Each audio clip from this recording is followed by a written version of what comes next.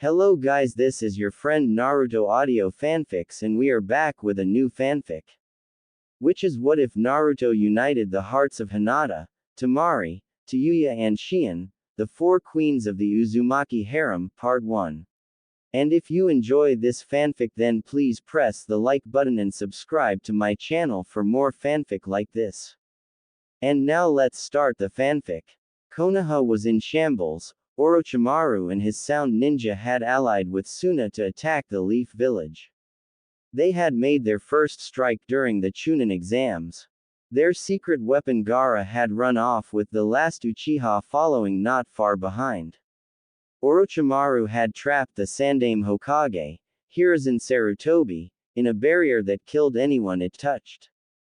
Sarutobi was now fighting Orochimaru with his summon-turned weapon ally Enma.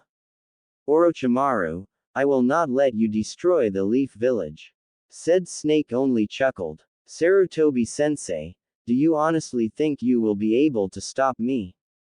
I have everything planned to bring about Konoha's doom. Sarutobi stared at him until Orochimaru pulled off a few hand seals. Kinjutsu, Junsei Tensai, Forbidden Jutsu, Perfect Rebirth, Sarutobi eyes widened. A perfect rebirth technique. Orochimaru smirked at his old sensei's expression. Ah, I see you understand sensei. This will bring back any person who I so desire to be born again. And all I have to do is sacrifice 2 souls to the Shinigami, not a bad deal if you ask me, especially with whom I ask the Shinigami to bring back. Sarutobi stared at his student in horror, thinking of all the possible people he could bring back. Who did you reincarnate? Grrn, the two were still locked with their weapons pushing against each other. Orochimaru chuckled. The greatest heroes of the Leaf, Minato Namikaze, and Kushina Uzumaki. He began to cackle as he saw his former sensei's face. You monster, how dare you use this village's greatest heroes as its destruction? Sarutobi was grinding his teeth in anger. I dare, because I want to see Konoha burn, and it will be so enjoyable to see it burn at their hands. They are mine to control until they see the person that was most precious to them in life, even then they will have to fight my control. Ah, it seems that the jutsu is finally kicking in. He looked behind Sarutobi and pushed his sword strong enough to jump back as Sarutobi looked behind him. 2 piles of ash were forming together and taking on a human shape. The first shape was clearly male while the other was female. The bodies were completely made of ash, but were slowly tuning to a flesh-like substance. The male version grew spiky blonde hair while the female grew crimson red hair. More ashes formed around them as they began to seem more human. The male figure now had on a long white trench coat while the woman had on an Anbu captain uniform. And then finally, the ashes turned to what they were intended, revealing Minato Namikaze and Kushina Uzumaki. Go! Destroy the Leaf Village. The two complied and jumped through a recent opening in the barrier. Sarutobi was about to follow them when Orochimaru continued his assault. Sarutobi seethed in rage. Minato, Kushina, I only hope you can break free of his control. Naruto. Naruto was heading back to the arena. He had just helped defeat Gaara. Kyuubi had pumped enough chakra through his system to get him back up on his feet, and damned be him if he missed out on kicking some sound ninja. Naruto climbed over the arena walls and jumped in, to see dozens of Konoha shinobi dead, being stood over by the same man who ruined his life, with a red-haired woman beside him. He was about to move back, but the chakra of the Kyuubi stopped pumping through his body, causing him to lose his balance and fall into the arena. Once he landed, crack, he heard a resounding crack in his left leg. He grabbed his leg, barely noticing the 2 shinobi running towards him. He watched as the red-haired woman drew her katana, while the Yondaime pulled out an odd-looking kunai. He just watched them as time seemed to slow. A second felt like eternity at that moment. He saw the kunai being raised to kill him. The katana swung down. He closed his eyes. So, this is how it ends. He opened his eyes to see the incoming blades. This is how I die. He closed his eyes and awaited death's embrace. He didn't care he was about to die anymore. It would relieve him of the hell he was forced to live. He would never be called a demon again. He would never have to ask himself if his parents ever loved him. He would never have to wonder if they abandoned him. He would be free at last. And so with that last thought he waited for the blades that would end his life, and send him to whatever planes Kami had deemed him be sent. It never came. He opened his eyes to see that the katana was right at his throat, barely touching his skin, and the kunai was but an inch away from killing him. He saw the faces of the weapon's wielder, the yondaime. Why did he look so much like him? And the woman, with eyes the same color as his own, why were they staring at him? Why weren't they finishing him off? Why wasn't the yondaime taking revenge for his death? Why? The two stared at him, then the woman went wide-eyed as a single tear went down her face. The yondaime began to cry a bit a moment later. NN Naruto, the woman stuttered out, as if asking a question. Naruto was shocked. How did they know him? Did they remember him? Did they remember that he is the holder of a demon? The yondaime and the woman dropped their weapons, and the yondaime spoke, "My son." The woman spoke next, "My baby." Naruto was shocked beyond measure. They knew his name, and called him their child, but, no, he had no parents. The villagers said he was a demon. And demons have no parents. But, he wasn't a demon, no, he was a Jinchuriki. But someone with such noble blood as the yondaime wouldn't be treated like a monster, would he? Naruto looked back up as the woman embraced him. "Oh Naruto, I'm so sorry we couldn't be there for you. I'm just so glad you're safe. I know it must have been hard to hear that your parents were dead, and at such a young age too." Naruto didn't make any move to hug her. Minato walked forward and looked into his son's eyes. "Naruto, why aren't you happy to see your parents? Surely when Sarutobi told you about us you wished to see us again. Why are you so sad?" Minato just stared as Naruto began to mumble something out. Ogg knew. He knew my parents. They just stared at their son as he began trembling. Kushina tried to hug her son again but he jumped back and screamed, "No, my parents abandoned me." The two were shocked. Did he honestly think that? No child with blood as noble as the yondaime would be treated like a monster. They went wide-eyed as he fell to his knees trembling. "Lies, lies, lies," he kept repeating the same thing. Minato was about to try to speak to Naruto. Boom! Minato and Kushina turned around to see a sound nin with about 12 more behind him scream, "Dai Kyuubi brat!" He threw a kunai he had in his hands at Naruto. Naruto watched as the kunai came. He would be free at last. No more lies, no more suffering. The kunai was 12 feet away from him. Clang! The kunai was sliced out of the air by Kushina. "Stay the away from my son, you assholes." She ran forward with Minato following. Naruto stared as the woman cut down the first sound ninja. They called him son. Minato shoved a kunai into one of their heads. They protected him. Kushina sliced a sound ninja down the middle. But they had to be lying. Minato flashed behind another sound ninja and cut his throat, spraying blood everywhere. He wasn't supposed to be loved. Kushina and Minato stabbed through opposite sides of the same sound nin. He wasn't supposed. Minato kicked a ninja into the air as Kushina came down to slice him in half. To have a family, they cut down the last sound nin. It has to be a lie. Kushina and Minato ran to their son and grabbed his shoulders. Naruto, are you okay?" Naruto just stared at them muttering the same thing. "Lies, lies, lies." His eyes rolled into the back of his head as he fell over. "Naruto." Kushina grabbed him. "Minato-kun, we have to get him to the hospital." The two quickly scaled the wall and cut down any sound nin in their path to get their only child to the hospital. The next day, Kushina and Minato were waiting outside their son's hospital room. The doctors had asked that they wait until they could judge what his condition was. The two were seething in rage at what happened when they reached the hospital. Flashback. Minato slammed open the doors as Kushina followed him into the hospital lobby. They ran up to the desk as more and more people came in. All of them were shocked to see Minato was alive. Minato was at the lobby desk in under a minute of walking in. I need a hospital room now. The receptionist looked at the Yondaime in glee. Ah, Yondaime-sama, it's so good to see that you are alive. I would be glad to help you with any person who needs assistance. The receptionist smiled and Kushina walked forward. He needs medical attention immediately. She looked down at Naruto. When she looked up, she saw the sneer being directed towards her son.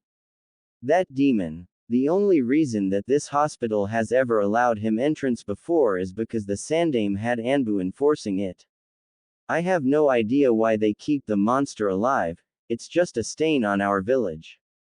The receptionist was about to continue her rant when her collar was grabbed by Minato. Now you listen and you listen well, he is not a demon. So I suggest that you back off and get him a hospital room before I. His rant was cut off when a young woman came up to Kushina and grabbed Naruto. The woman glared at the receptionist. I thought I made it very clear last time we spoke, Haruno. If Naruto is ever to enter the hospital with an injury, you are to contact either me, or one of his doctors. This is the last straw, Haruno. I expect your uniform by the end of the day. You're fired. She brought Naruto through a black door on the other side of the lobby as she was followed by Minato and Kushina. End flashback. Minato was twirling his kunai while Kushina was sharpening her katana. They remained silent until, Minato plunged his kunai into the wall with enough force that it sent spider web-like cracks through the wall. Why does the village hate our child? I made it perfectly clear that he was to be seen as a hero for holding the Kyuubi at bay. Minato was clutching the kunai so tightly that the metal was being bent by the force of it. Kushina sighed in anger. I don't know Minato, but why didn't he know we were his parents? We told Sarutobi that should either of us die, he was to tell Naruto who his parents were at 7. And wasn't Jiraiya supposed to take care of him? As a matter of fact, why has no one come to see Naruto? Shouldn't he have loads of friends? She would have continued her rant when she saw Sarutobi walking down the hall. Minato and Kushina walked up to the Sandaime and stopped right in front of him. We want answers, Sarutobi, and you will give us them. Sarutobi was sweating but stood his ground. Ask away. Minato crossed his arms over his chest. Did you tell Naruto we were his parents like we asked you? Sarutobi began to sweat. Well, it's a yes or no question, answer it. Sarutobi looked down. No. Minato glared at Sarutobi deeply. Why? Sarutobi sighed. I didn't feel he was ready to know at the time. Kushina grabbed him by his shirt. You had no right to say whether he was ready to know or not. We told you to tell him when he was 7. He is probably 12 years old now. You should have told him years ago, Sarutobi. Now for our next question, why does he have his own personal doctors and hospital room? Sarutobi sighed. Naruto has had several attempts on his life when he was admitted to the hospital by my own ninja and doctors. I had to set up a personal medical unit for him after the 7th attempt. Kushina flipped out. Your own shinobi tried to kill him. What kind of shinobi can't tell the difference between a container and the contained? My son is not a demon, so why do they think he is one? And how many times had he been admitted to the hospital? Sarutobi began to sweat at that point. He was about to answer when the nurse came up and spoke. I will show you all of his medical files. Minato and Kushina smiled, but Sarutobi snapped at her. Kagome, I made it very clear that regardless of who asked for those files, they were never to be viewed. Kagome just glared at Sarutobi. They are his parents, Sarutobi. They are his legal guardians now, not you. I wanted to adopt him so many times, but the damn civilian council kept on blocking me. So I suggest you shut up. I am tired of not being able to help him. Now that his parents are alive, you no longer have authority over those files. Sarutobi wanted to retort, but Minato just glared at him. We will have words, Hiruzen. They followed the nurse as Sarutobi waited outside Naruto's hospital room. With Minato and Kushina. Minato was twitching in rage. How dare Sarutobi deny his last wishes? That old fool would be getting a piece of his mind when he was finished here. Kushina was debating on whether to cut the old man to pieces or just use a summoning jutsu to feed him to one of her lesser summons. Kagome stopped in front of a door. She seemed hesitant to go in, but opened the door. Minato and Kushina followed her into the room to find a 20 by 20 room filled with filing cabinets. So which one is Naruto's? The nurse looked down as a tear fell down her cheek. They're all Naruto's. Whaat. Kushina yelled as Minato ran to the first cabinet, a panicked expression on his face. Kushina ran to another one as she found some files. Minato pulled out one dated October 10th. Naruto was 5 years old then. He opened the file to found notes and a tape. He looked to see a television in the room. He walked over and pushed the tape in. When the tape began to play, he is mortified. His son was tied to a cross with barbed wire around his wrists and ankles and was being covered in gasoline. He watched to see that everyone who was doing it had black ski masks on, so he couldn't tell who did it. Just when he thought things couldn't get worse, he saw them light a match and throw it on him.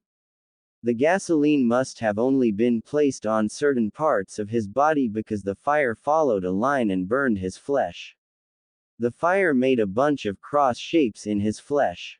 Not a moment later, an Anbu came in and cut down the masked assailants. The Anbu carefully doused the fire on the screaming blonde. The Anbu then cut the barbed wire and spoke, Naruto, why can you never be given a break? The Anbu was about to jump off when he saw the camera. He grabbed the camera and turned it off. Minato was sick to his stomach. He ran to a trash can and wretched, or at least tried to. Kushina looked through file after file, each one making her cry even harder. The first one showed the details of when Naruto was beaten near death. 5 broken ribs, a fractured femur, and a kunai shoved into his lung, released the next day. The next one, he was hung by his wrists and beaten with bats, both arms broken, every rib shattered, fractured skull, released next day.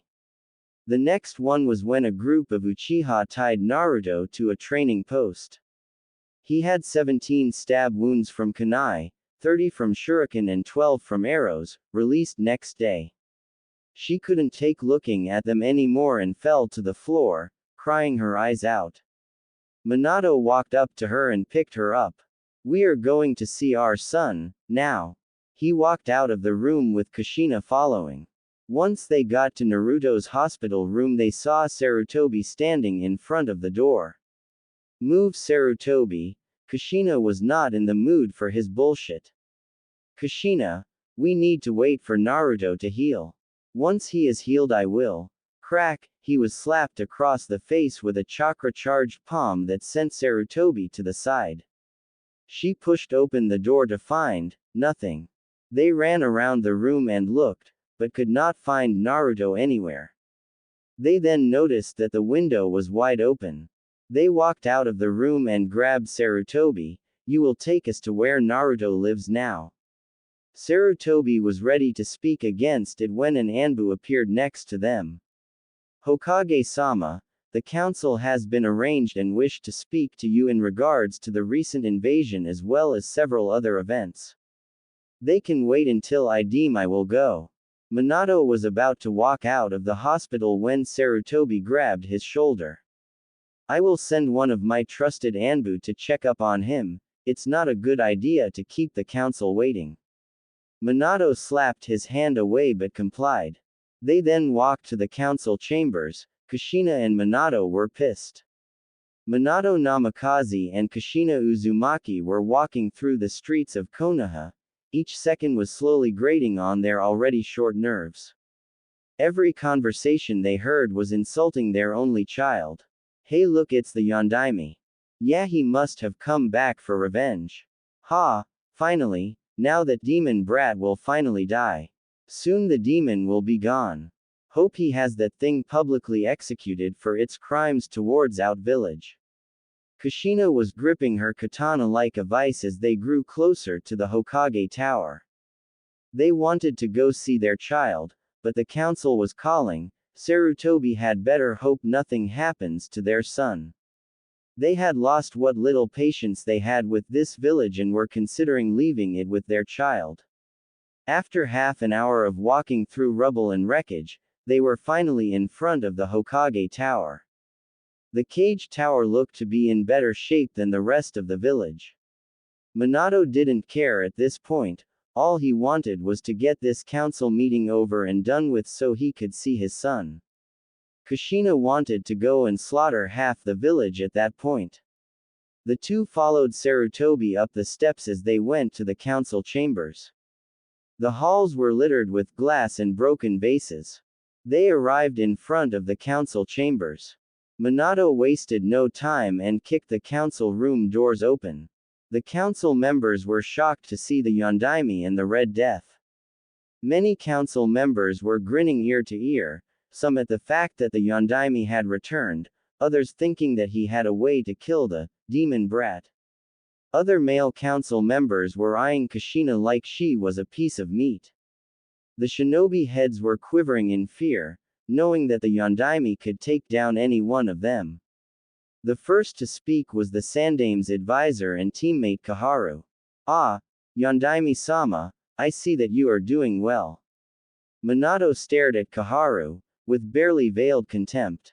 Yes, I am doing quite well, thank you very much. I would like to know what this meeting is about. I have other matters to attend to.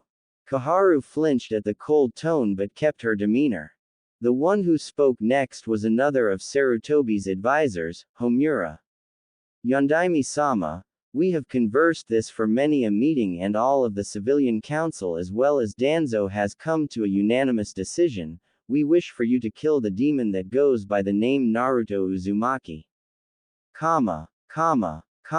Minato and Kushina were practically shaking in rage, but they managed to keep a calm demeanor as Minato began to interrogate them. And why, pray tell, would any of you think that Naruto Uzumaki is a demon? The one who answered was a civilian council member. Oh please, how can he not be a demon? He has the nine-tailed fox sealed in his body, he causes mischief all around Konoha, he even has those whisker marks to prove he is a demon. What more proof is needed that he is the demon that killed all our loved ones? Minato glared at the council member, releasing a small amount of killing intent. So, let me see if I understand here, you want me to kill him because I sealed a demon in his belly. Danzo spoke up. Yondaime-sama, I must insist, why kill him when you can give him to me? I can train him to be Konoha's ultimate weapon of destruction. Kushina gripped her blade's hilt so tight it was leaving marks in her hand. A civilian council member spoke up. Danzo, we have been through this, it is too dangerous to be controlled, it must be killed. Minato was gripping his kunai pouch, waiting for the right moment. Kaharu spoke up. Be that as it may, Yondaime-sama, it is too dangerous to allow the demon to live. So by the order of the council, we are demanding that the demon, Naruto Uzumaki, be terminated.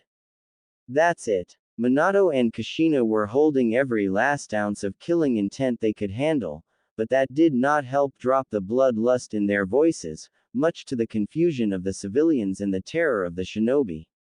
So, you, the council, are demanding me, the Hokage, to kill an innocent child, all because I sealed the Kyuubi no Kitsune in his body. Minato glared at the council, and they could have sworn they saw a fire light in his eyes. And just what makes you think you can demand me to kill my son? Minato jumped over the table and ripped out a kunai while Kushina pulled out her katana. Minato shoved the kunai into Kaharu's neck while Kushina impaled Homura before slicing him up the middle. The civilians tried to run but were immediately cut down by an extremely pissed off Kushina or a very angry Minato.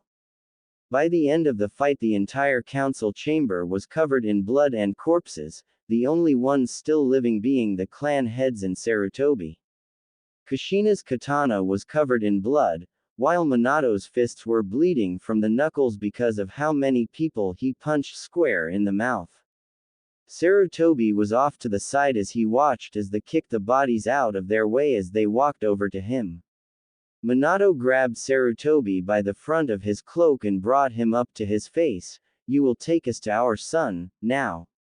Sarutobi swallowed and answered, "Minato, my Anbu are watching him, you need to." Crunch, Sarutobi was shut up as Kushina punched him right in the nose. "We want to see our son Sarutobi, take us to him now." Sarutobi looked as Kushina placed her katana at his throat, making a small cut to make her point. Sarutobi swallowed as he began quivering. "All right, follow me." He stood up as Minato and Kushina followed him out the council chambers, while the remaining clan heads tried to keep themselves from passing out at the sight of all the blood. Sume was trying to wake up Kuromaru while trying to remain awake herself. "Okay, does anybody else think things are going to turn out bad?" The one who spoke was Shikaku, who was trembling like a leaf. "Honestly, Sume, do you even think it's necessary to ask that?" Sume finally couldn't take it anymore and retched up her last meal. Inoichi looked away as Hiashi spoke next. "I can honestly say that this village shot itself in the foot." Everyone nodded while Choza raised his hand. "What is it, Choza?" Choza looked down ashamed. "Can I go change my pants?" Everyone went wide-eyed at that. They then noticed the smell in the air. They all looked at each other before they all began to retch. No one noticed Choza walk away awkwardly. With Minato and Kushina were releasing substantial amounts of killing intent, forcing the villagers to get back as they tried to come closer to them. Their rage only increased as they went through the red light district. The red light district was a one-way R. Sarutobi better not have set their child up in this place. But as they went further and further into the neighborhood they realized that their son did in fact live here, because Sarutobi made no motion to turn any direction at every street and alley. Minato watched as his wife began to finger her katana ever so lightly, waiting for a reason to carve up the old man. Sarutobi finally stopped when he noticed a group of people standing in front of the worst apartment complex in the red light district. He growled in aggravation as he stalked up to the group of bums. "I thought I told you lot to stay away from this apartment." The bum in the front, who was smoking a cigar and had the rattiest clothes on, spoke up. "Piss off, old man, we're the only ones in this village who take care of Naruto, and in turn he takes care of us, no matter how many times we tell him it was charity." He went back to smoking his cigar. The Sandaime was about to force them to move when the Yondaime pushed him out of the way. "You know Naruto. Please, how is he doing?" The man looked at him and took out his cigar.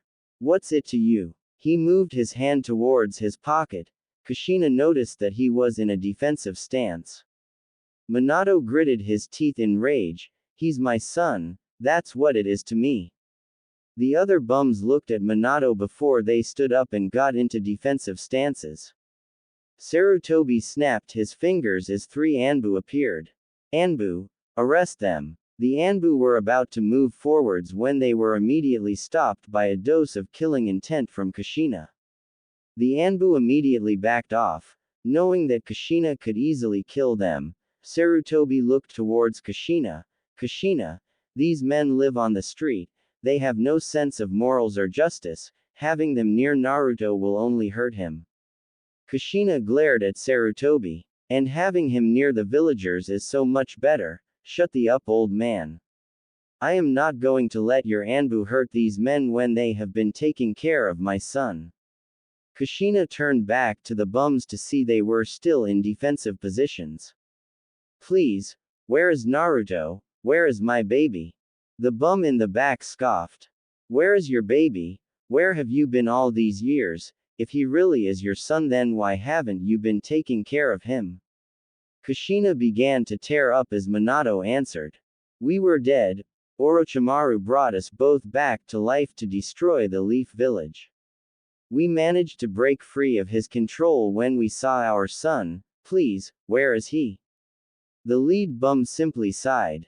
He's upstairs. Loli is taking care of him. He had a nervous breakdown as soon as he got inside his apartment. You can go in, but make sure you don't hurt him. Loli would go nuts if anything were to happen to him. The bums stepped aside to let Minato and Kushina through, but immediately blocked the Sandame from walking any further. Move. The bums didn't move. As your Hokage, I am ordering you to move. The Sandame was shut up by a dose of killing intent as a black knife was placed at his throat by the lead bum.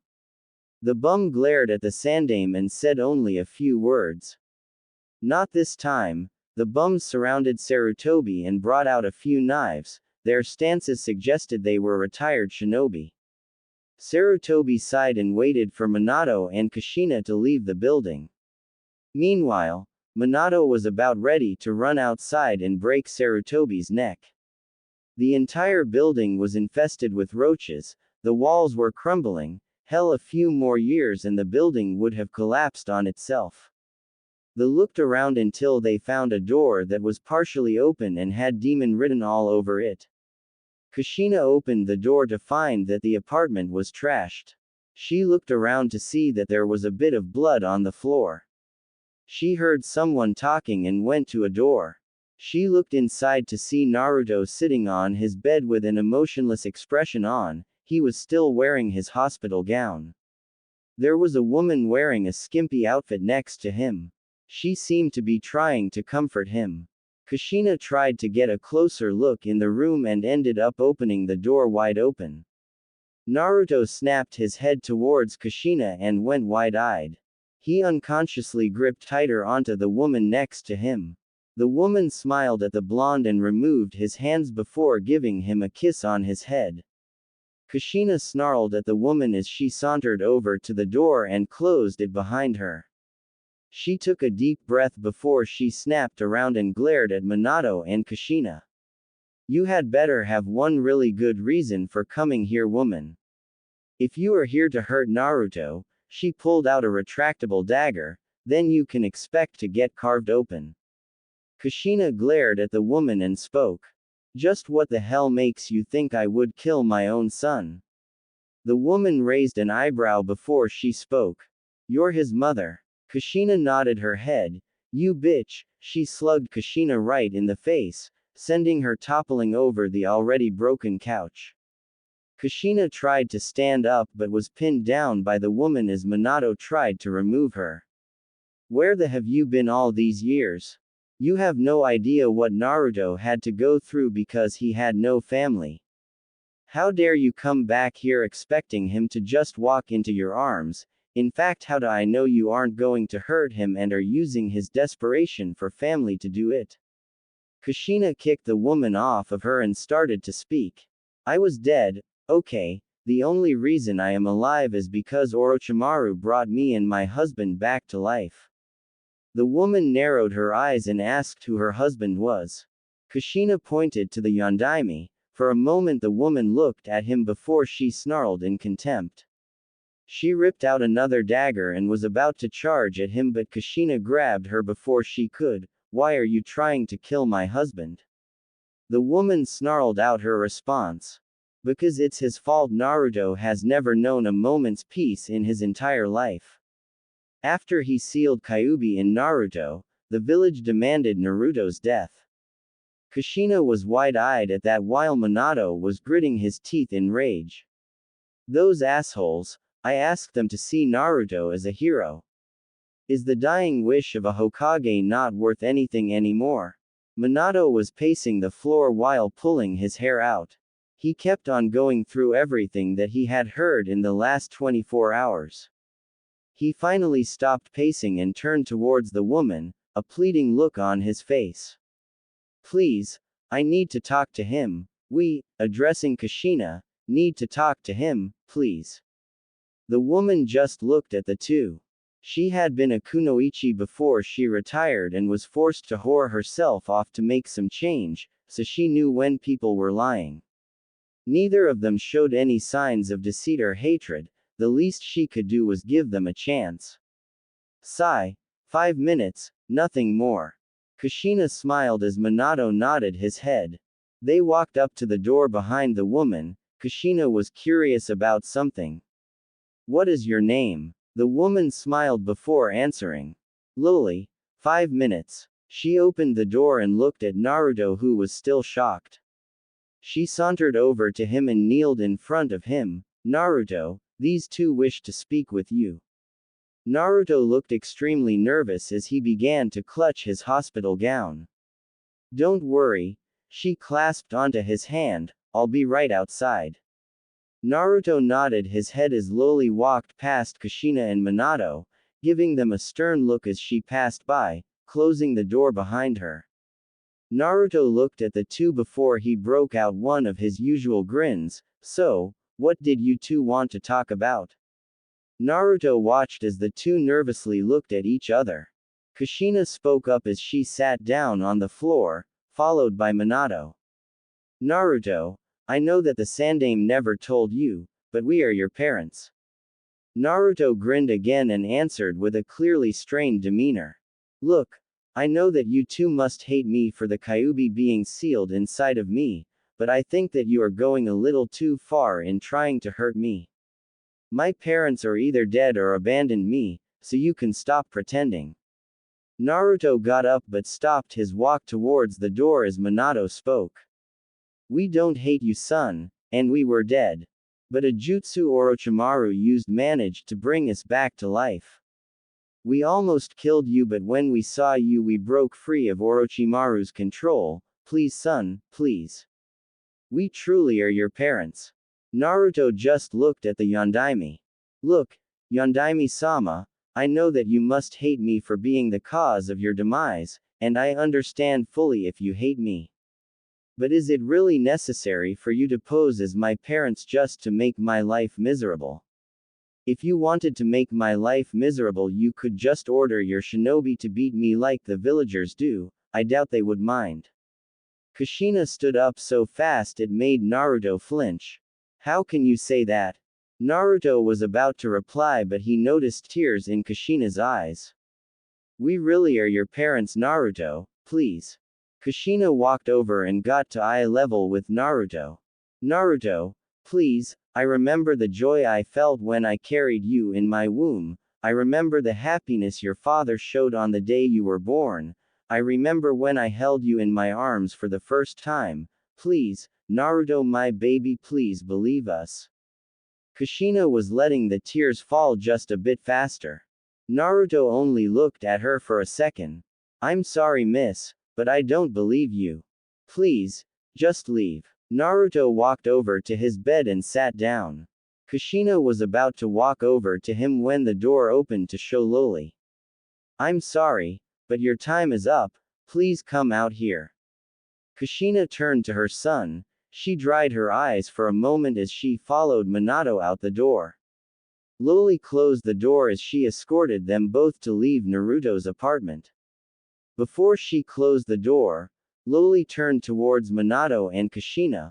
Look, I don't know if you two really are his parents or not, but for now it would probably be best if you left him alone. I'm sorry. Loli closed the door as gently as she could. Kushina turned towards Minato. Before Minato could even move, Kushina slammed her face into his chest and began crying more than she had ever cried before. Minato wrapped his arms around his wife as he let a few tears fall. Minato glared at his village through the open window in the apartment complex. Damn you Konoha, damn you. He let his tears fall as he and his wife slumped to the floor. Minato glared at the ground. There are a few people I wish to speak to, starting with you, Jiraiya-sensei. The next day, Minato had ordered a few nin Anbu bring Naruto to the hospital to make sure his injuries recovered properly. He had retaken the position of Hokage to make sure his son was not injured by the villagers. Kushina had gone to the academy to teach the upstarting kunoichi. The academy had become extremely lax in his absence. Minato was shaking in even more rage as he looked through all of Naruto's files. There were times he didn't show up for class to arrive the next day with broken bones. There were times he showed up to be beaten by one of the many instructors. He was going to have a serious talk with the instructors. Minato was currently waiting to speak with several people. All of them had a connection with his son, and it would help him decide whether or not he would continue being Hokage, or find a successor and protect his son. He looked at the ones who he would be speaking to. Jiraiya the Gamma Sennin, his sensei, and Naruto's godfather. According to the Sandaime, Jiraiya didn't even meet his son until 3 days after the preliminaries of the Chunin exams, and he had come to the village on a monthly basis to give reports to the Sandaime, and not one of those times did he bother to check on his son. Kakashi Hatake, his own student and Naruto's sensei, has shown blatant favoritism for the last Uchiha. He has not taught Naruto anything while he teaches both Sasuke and Sakura. He even set Naruto up with a sensei that could never teach him anything while he went off and trained the Uchiha, when he knew that Naruto needed the most help in terms of training. Iruka Umino, Naruto's sensei in the academy and surprisingly the only one of the academy instructors who even tried to teach Naruto. He had even risked his life to save Naruto when another academy instructor tried to kill him. He definitely had to give props to this guy. Minato looked at the clock. He had asked his wife to bring in Iruka Umino so he could speak with him at noon. It was a few minutes of noon. If he knew his wife, she would either be directly on time or a little bit early. He was about to go back to reading the files on them when he heard knocking at his door. He looked up. Enter. The door opened to reveal his wife with Iruka Umino. Ah, Kushi-chan, I see you brought in Iruka-san as I asked. Kushina blushed as she nodded. Yes dear, Iruka-san had no current meetings so he was able to come speak with you as you asked. She smiled towards Iruka as she left to return to the academy. Iruka entered the Hokage office and immediately went into a line of respect. Yondaime-sama, I am honored that you requested me here and Iruka stopped when Minato began chuckling. It's alright Iruka.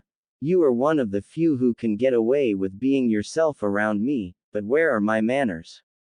Just call me Minato, have a seat, there are things I wish to discuss with you.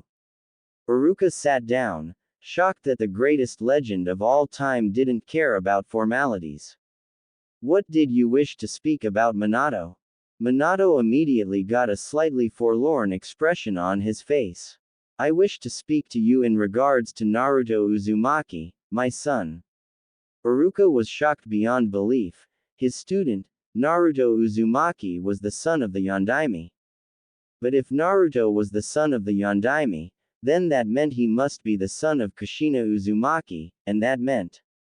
Iruka got on his knees and clasped his hands together. Yondaime-sama, I know that at one point I hated him because of the Kyuubi. But I swear on my family name that I no longer see Naruto for. Whoa there Iruka, I never said that you think Naruto is Kyuubi. In fact I never even asked you here to answer any of those questions. Iruka seemed relieved as he stood back up and sat back in the chair. Then what did you want to speak to me about, Minato? Minato had a forlorn expression on his face at that point. I want you to tell me about my son. How was his experience in the academy? Was he a good kid? Did anybody ever look out for him? Uruka had a thoughtful expression on his face. Honestly, Minato, that is a hard question to answer. But I will see what I can do. Uruka sighed before he started speaking. His experience in the academy, worse than any other kid. On the first day he was sent to the principal's office where he was paddled for speaking out of turn, when all he was doing was answering a question correctly. Uruka cringed as Minato began gripping the side of his desk. The principal was fired for child abuse. The newer principal was a little better, but not by much. He constantly gave Naruto punishments such as cleaning all the blackboards, mopping the hallways, even cleaning the bathrooms, all for the most minor things like bumping into a student, defending himself when other students attacked him, answering questions correctly. Minato was gripping his desk so hard it was beginning to crack. Anything else, Uruka? Minato was losing what little patience he had at that point. Well, as far as I can remember, Naruto started the academy 2 years earlier than anyone else. I started teaching him after his 4th year in the academy. By the end of his first year I no longer saw him as the Kyuubi. Uruka looked down at that point, but by then the damage had already been done. He longer tried to excel in class, thinking he would get punished. He goofed off to get the most minor amount of attention, no matter how many times kids laughed at him for it. I tried for the 3 years he was in my class to show him that he could excel if he wanted to, that if he applied himself he wouldn't be hurt or punished, but he didn't trust me, or anyone else.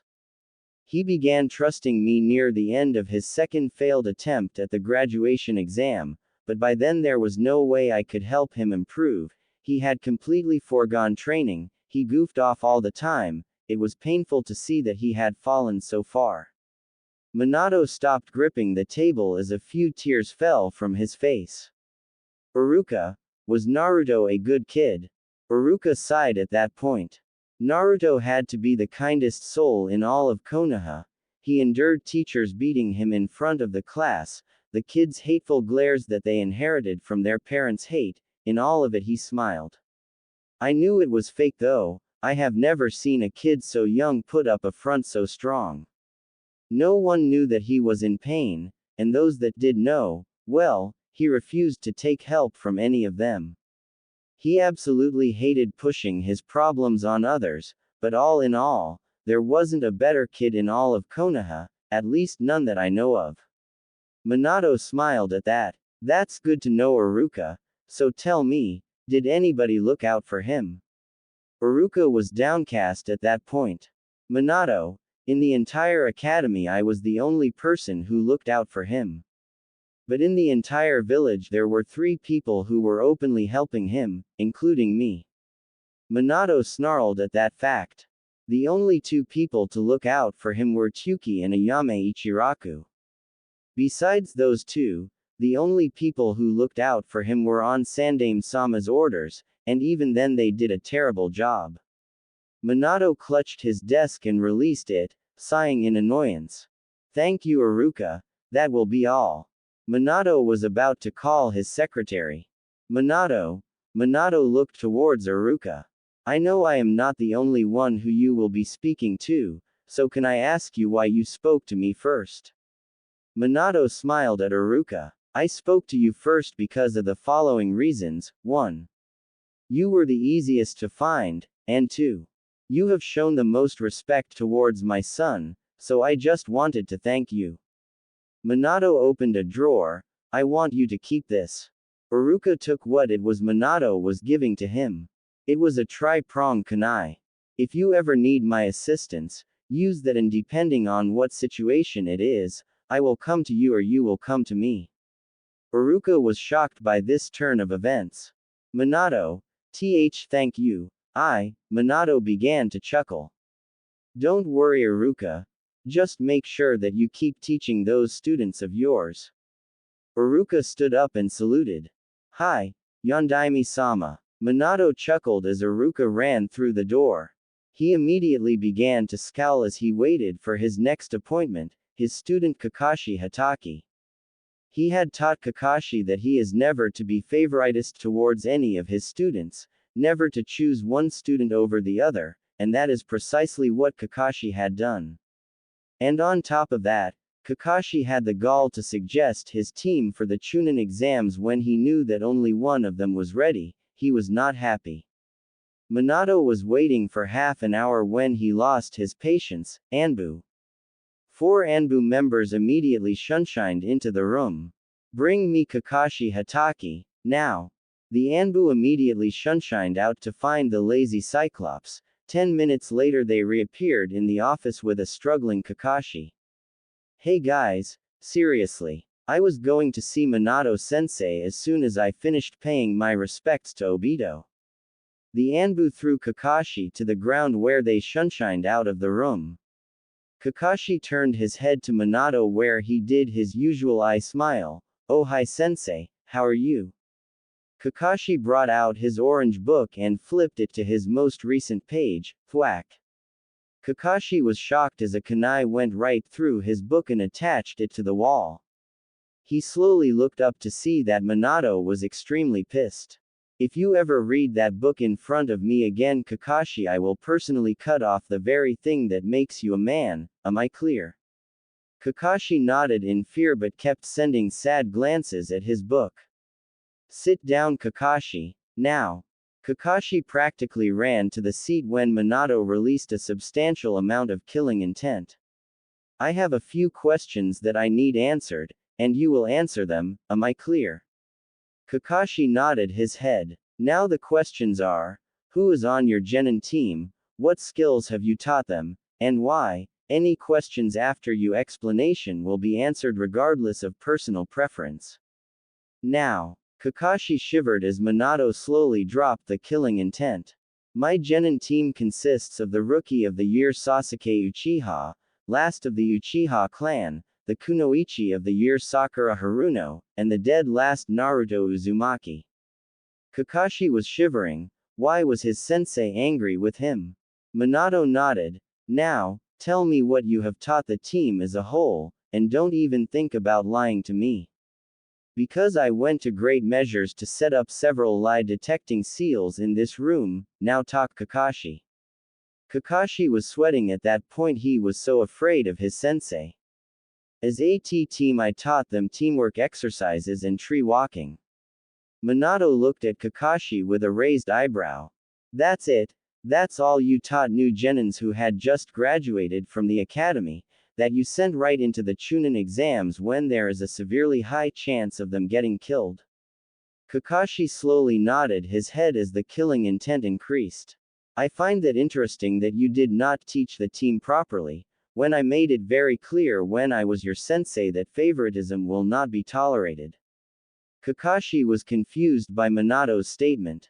Sensei, the killing intent in the room skyrocketed at that point.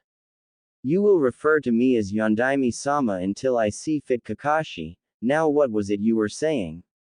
Kakashi took deep breaths before he answered. Yondaime-sama, I have not shown favoritism in my squad, I assure you. Minato glared at Kakashi at that point. Oh really? Allow me to read through your training reports on your genin. Minato pulled out a few files, each with the name of separate genin on it. Ah, here we are, Sasuke Uchiha, last of the Uchiha clan. Shall we look to see what you, lack of favoritism, has taught him? I do believe we shall. Minato opened the folder and began skimming through the various documents to find the list of skills taught. Ah, here we are, list of jutsus, Kaden, Ruka no Jutsu, Raiden, Nagashi, and what do we have here, Chidori. A jutsu that we both agreed was a dangerous assassination jutsu, taught to a genin. Kakashi flinched in fear. That only covers ninjutsu. Now how about we look at the genjutsu? Minato looked at the file. Megan, Narakumi no Jutsu, Megan, Kokoni Arazu no Jutsu, and it also seems you have just started teaching him Megan, Kyo Tenchi Ten. Minato glared at Kakashi, scrunching up the folder as he spoke. And last but certainly not least, taijutsu and chakra control. He looked at the paper. For chakra control you have taught him water walking, leaf balancing, and basic kunai balancing. Now taijutsu. I see that you have taught him goken, the standard Hataki style of fighting, and some basics in the Uchiha style of taijutsu. Minato set the folder down. Now with the Hataki style of fighting I can't do anything since as the only remaining member of the Hataki family, you have absolute say who you teach it to. And the Uchiha style of fighting rightfully belongs to Sasuke. However, the Goken is a dojo style of taijutsu, and from what I can see from your reports, you only acquired this style of fighting through copying the taijutsu style and then teaching it to the Uchiha. Dojo techniques are never, and I mean never, to be taught outside of the dojo. I am surprised that Maida Guy has not pressed charges for stealing techniques from a dojo and then teaching them to someone who is not part of the dojo. Kakashi was sweating like a pig at this point. Yondaime-sama, you have to understand that Sasuke was fighting against a strong opponent and he needed those techniques just to survive. Minato slammed his fist down into the desk, forcing it to crack. And your other student did not. How can you tell me that Naruto Uzumaki, the dead last of the year, going against last year's rookie of the year, who had no problem trying to kill his own family, could possibly survive that fight without Kyuubi's chakra, with such mediocre skills? Kakashi was shivering in fear. His sensei was making anything Tsunade released as killing intent look like a slap on the wrist. I figured he would be able to use Kyuubi's chakra. Besides, there's no way he could have won in the first place. He has no skills as a shinobi whatsoever. The killing intent skyrocketed. No skills as a shinobi? Exclamation mark. I hardly say that someone who has managed to evade Anbu, break into the Hokage vault, steal the Forbidden Scroll, learn an A-rank Kinjutsu in a couple of hours, and develop unique battle strategies at the last second has no skills as a shinobi. Kakashi. Did you even bother to teach him anything? Oh wait, I will answer that by listing what you have taught him. Minato pulled out a file on Naruto and began flipping through the pages.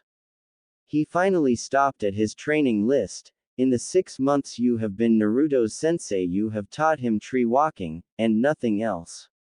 Teamwork exercises that help the Uchiha develop his skills do not count as a training skill. Kakashi. Minato slammed the file on his desk. According to the Sandame's reports you practically demanded he be put on your team along with the Uchiha. Yet in the entire time that you have been his sensei you have taught him absolutely nothing. Every skill he has in his arsenal is self-taught. So why, if you were never planning to train him in the first place, did you demand he be placed on your team when there were several other Junin who could teach him, willingly, thus stunting his growth as a shinobi? Answer me. Kakashi. Kakashi was holding his bladder. He was induced with so much killing intent. Yondaime-sama, I demanded Naruto on my team because there was a general rivalry between Naruto and Sasuke. I felt it would help Sasuke improve and grow. Yondaime-sama, you must understand that I was doing what I did in Obito's memory. I needed Naruto to be a rival to Sasuke without completely rivaling him. It was the only way to guarantee Sasuke remains loyal to the village. The air grew so cold that Kakashi could have sworn he saw his breath. So let me get this straight, you made it so that Naruto could never excel as a shinobi, also you could train the Uchiha, all in Obito's memory. Kakashi nodded. Minato took a deep breath. You will no longer be training Team 7. Kakashi, take your precious Uchiha and train him to your heart's content, but I refuse to allow you to stunt my son's growth. What? Kakashi was shocked. The person whose growth he had been stunting was, oh god, what have I done? Minato sensei, you have lost the right to call me sensei. Kakashi, you have taken all that I have taught you and thrown it out the window. You say you are honoring Obito's memory, from what I have seen you are disgracing it. I am ashamed to call you my student. Kakashi fell to his knees and began pleading. Yondaime-sama, please, I beg you, please give me a chance to redeem myself. If I had known Naruto was your son I would have. Slap. Kakashi grasped his cheek when Minato backhanded him. He looked into his sensei's rage-filled eyes. You would have what? Played favorites with him? Has Konoha fallen so far that they will only honor someone with noble blood? I am truly disgusted. Minato returned to his desk. Get out of my sight. Kakashi let his head fall as he began to tear up, realizing his mistake.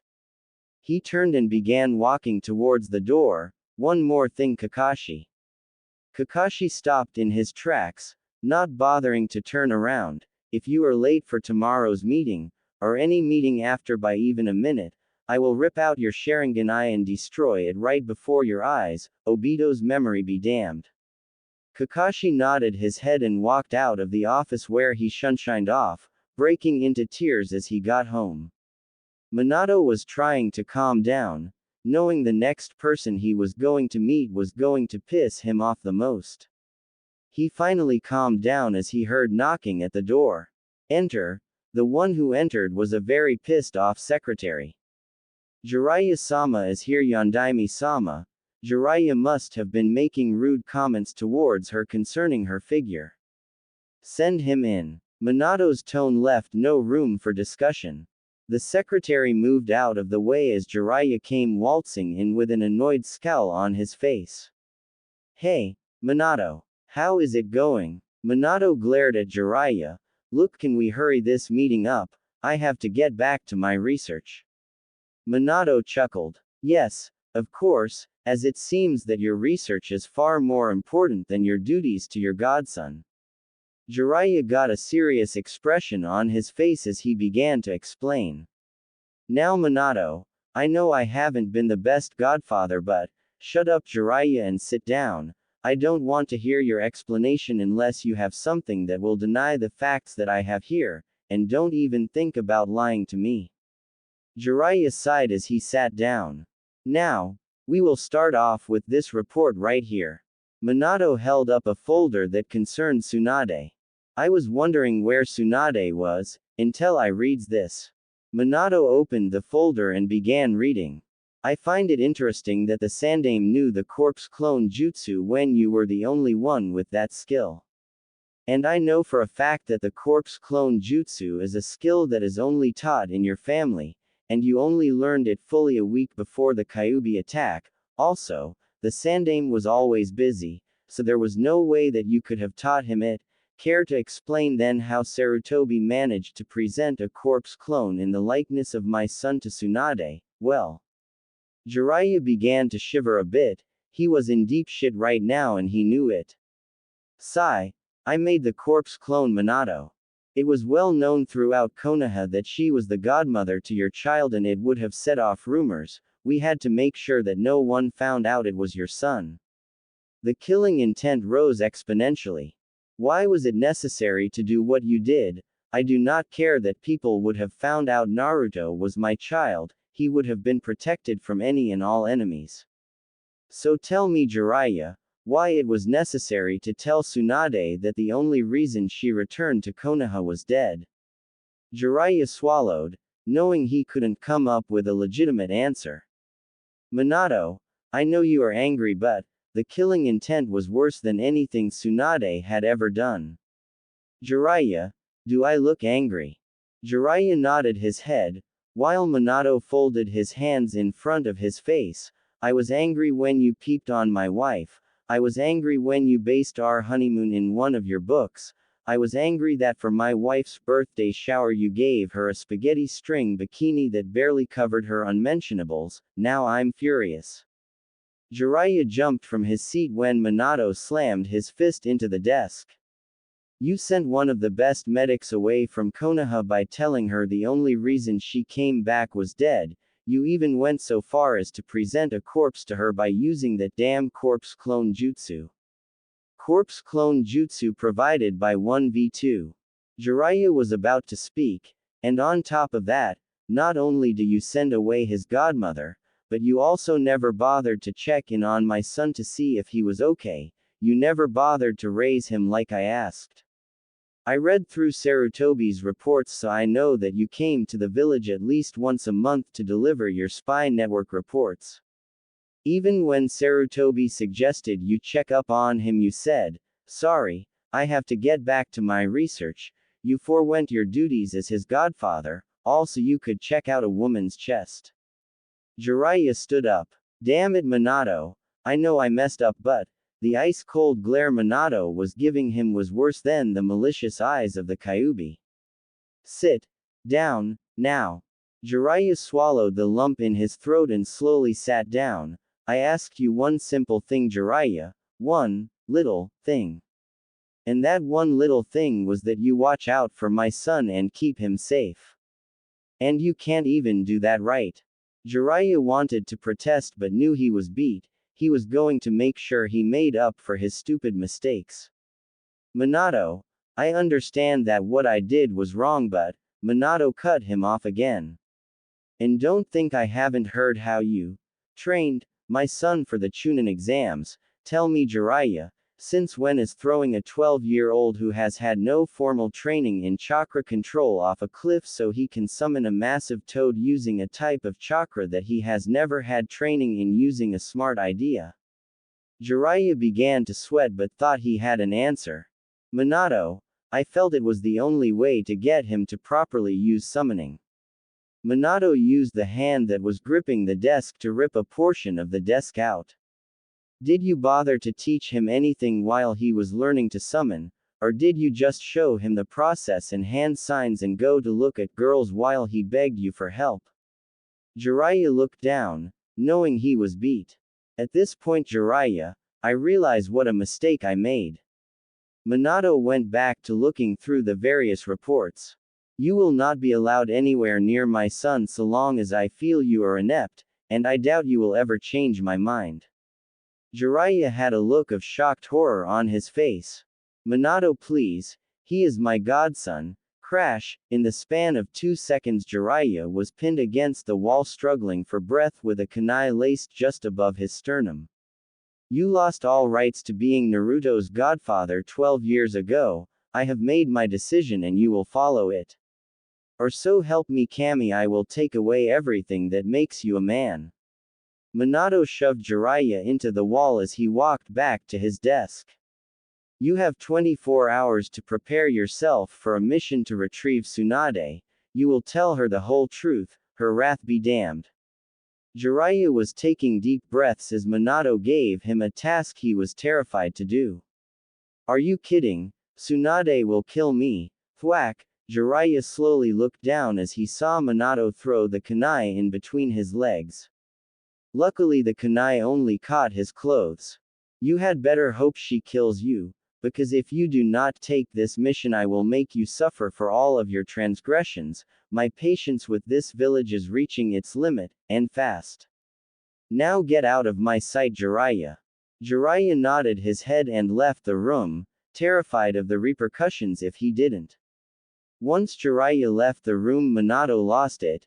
AAA AG. He charged up 2 Rasengans and smashed the library in the office to bits. He then proceeded to release a chakra pulse that shattered the windows. He grabbed the desk that was already damaged beyond repair and threw it out the window, barely missing a few coming Chunin. After Minato released his pent-up rage, he broke down and began to cry. He was so ashamed of his village. They had ignored his last wish, they had abused his son, and because of it he didn't even believe they were his parents. He would fix that. Minato stood up with puffy eyes that held massive determination. It's time this village learned who they have been abusing. Minato went to his office door and kicked it open, not caring that his secretary was staring at him in terror. Next day, Junin meeting. Minato was staring at the 3 rookie Junin, Kurenai Yuhi, Asuma Sarutobi, and Kakashi Hatake. He had also called in several other Junin to assist, Anko Mitarashi, Shiranui Genma, and an Anbu by the name of Tenzo. There were also many lesser Junin along with Maida Guy who was looking at Kakashi with disappointment. Minato was sifting through various logs about the Junin, including the ones who had personally asked to train his son. The first was Anko Mitarashi, 18 years old, single, specializing in torture, interrogation, assassination and assault. Lived a life almost as bad as Naruto's but was spared most of the wrath with her terrifying skills. Reasons for requesting Naruto as her student, doesn't want potential to be wasted, and he is kinda cute. The next was Kurenai Yuhi, 23 years old, single, specializing in genjutsu. Lived a fairly sheltered life until parents' death at 8, she became devoted to the kunoichi system and hates fangirls. Reasons for requesting Naruto, can't stand to see her favorite Hyuga's crush be held back by hateful Junin. Asuma Sarutobi, 24 years old, single, specializes in close combat and wind-based jutsu. Heir to the Sarutobi clan but has since forsaken that right. Reasons for requesting to train Naruto, make up for my father's mistakes. All in all, he was impressed with the 3 that requested his son. He had reviewed them and had decided that things needed to be changed. He looked up at the Junin. I have called you all here today to present to you the new team assignments. Not all teams will be changed as I see that a few are quite efficient, but most are not in the best of condition. The only team I have seen that is comprised of genin that works is run by Maida Guy. Said Junin blushed under the praise. Ah, Yondaime-sama, you flatter me with your youthful praise. Minato chuckled. He always liked Guy, always full of energy. He often hoped that Guy would rub off on Kakashi. Anyways, I feel that the following teams are imbalanced and must be improved. I will also set up several programs that will help in their underlying skills. Minato pulled out a folder that read Team 7. Kakashi noticeably looked ashamed at this. Starting with Team 7, the team will be disbanded and Kakashi will completely apprentice the Uchiha, since he seems incapable of showing anything but favoritism.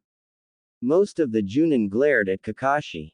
I will also be applying the following programs. Minato pulled out a folder. Anko Mitarashi will be in charge of improving the various kunoichi, the only kunoichi from this year's graduating class that shows even remote promise is Hinata Hyuga, even then she needs some assistance in her skills. Anko will run all graduating kunoichi through a 2-week training session where they are to work out the kinks in their skills. Anko was grinning at the prospect. The genin teams will now be rearranged as follows. Minato pulled up a sheet. Under Asuma Sarutobi, Shikamaru Nara, Choji Akamichi, and Shino Aburame. Under Tenzo, Kiba Inuzuka, Ino Yamanaka, and Sakura Haruno. And under Kurenai Yuhi, Hinata Hyuga, and Naruto Uzumaki Namikaze. What? A Junin yelled, how can the demon brat carry the honorable name of the Namikaze? Kakashi began shaking in fear as Minato turned his gaze towards the stupid Junin. He carries the name Namikaze because he is my son, do you have a problem with that? The Junin clearly didn't know when to shut up. Hell yeah, I have a problem with it. I refuse to believe that the demon is your Skelch. The Junin was shut up by a kunai that was thrown with such force that it went right through the Junin's head. Everyone turned their heads to see that the one who threw the kunai was an extremely pissed off Kushina. She pulled out 3 kunai in between each finger and brought them up to her face. Anyone else wished to insult my son? Everyone shook their heads as Kushina immediately broke out in a grin. Good. She put away her kunais and sauntered up to her husband and sat on his desk. Minato chuckled at his wife as he called in the Anbu to remove the body. They complied, reluctantly of course. Minato was about to continue talking when Shiranui Genma spoke. Yondaime-sama, does Naruto know you are his father? Kushina and Minato were downcast at that. Genma was confused until Minato spoke. We told him we were his parents, but he doesn't believe us. Years of this village's hate, scorn, and torment have worn away any and all hopes of ever having a loving family. Genma looked down at that, knowing that Naruto's life was terrible. I will be announcing to the whole village tomorrow that Naruto is my son. The reasons for this is because I want my son to be at the announcement and he should be out of the hospital tomorrow. Kurenai asked a question that was on her mind. Why is Naruto in the hospital, if I may ask, Yondaime-sama? Minato began grinding his nails against the desk. In my son's case, a minor case of a shattered femur that will finish healing by tomorrow. Everyone was shocked that a shattered femur was considered minor injury for Naruto. That is all, you are all dismissed. Everyone but Kurenai shunshined out of the office, having more questions for the Yondaime. Yondaime-sama, why did you place your son with me? Surely Kakashi would have been better suited to train him. Minato scoffed at the mention of Kakashi. My former student has been my son's sensei for the past 6 months, and in that time he has only taught him tree walking. No, Kurenai, I chose you because unlike other senseis you will not show favoritism. I also think that you can bring out the best in my son. Kurenai smiled at the praise but immediately shunshined off. Minato went back to work while Kushina began her trek back to the academy, while a certain Hyuga was going to visit Konoha's resident blonde. Also, if any of you have suggestions I would greatly appreciate them. I have a severe writer's block and it is not getting better. Hinata Hyuga was just entering the hospital. She had come a few hours before with her father to try and speak with Naruto. Flashback. Hinata and her father were walking towards the hospital, both for the exact same reason, one Naruto Uzumaki. Hiyashi wanted to thank the blonde for knocking some sense into Neji and giving him his nephew back. Hinata wanted to make sure that Naruto was okay. Once the Hyuga clan found out about Naruto's injury, most of them actually showed concern, except for the elders. They honestly didn't care either way, but they did show gratitude towards Naruto. Not only for getting Neji out of his slump, but for giving Hinata a backbone. Hiyashi and Hinata had arrived at the hospital to find that the usual person at the front desk was not there. Hiyashi scoffed at the memory of the woman. He always hated that woman for doing what she did to the young blonde. He walked up to the desk with a calm demeanor and spoke, I wish to know the room number of Naruto Uzumaki. The woman at the desk looked up and gave her reply. Yondaime-sama has ordered that no one enter his room. You will need the Hokage's signature to meet with him. Do you have it? Hiyashi shook his head. Then I cannot give you the room number. The woman went back to reading the documents as Hiyashi tried to reason with the woman. Please, I need to speak with him, it is urgent. The woman looked at Hiyashi. Get the Hokage's signature, but I would wait a few days. He currently isn't in the best of moods. She went back to her paperwork as Hiyashi turned around to head to the Hokage Tower, hoping his resurrected friend was in a good mood. Hiyashi did not notice his daughter run behind a tree where she was plotting a break-in. End flashback. Hinata had left her father as he went to the Hokage Tower. She had made a plan very quickly to see her Naruto-kun. Now all she had to do was start. Hinata walked into the lobby with a baked good. There was a note on the food that said, to the doctors of the Konoha Hospital. She walked up to the desk. Anyo, excuse me. The receptionist turned her head towards Hinata. I brought a baked good for the staff. The woman behind the desk smiled. Oh, how thoughtful. May I? Hinata nodded as the woman reached for a bit of the food. She took a single bite and smiled. She then began to sway as she fell to the ground. Hinata looked at her in pity as she turned the note on the food around.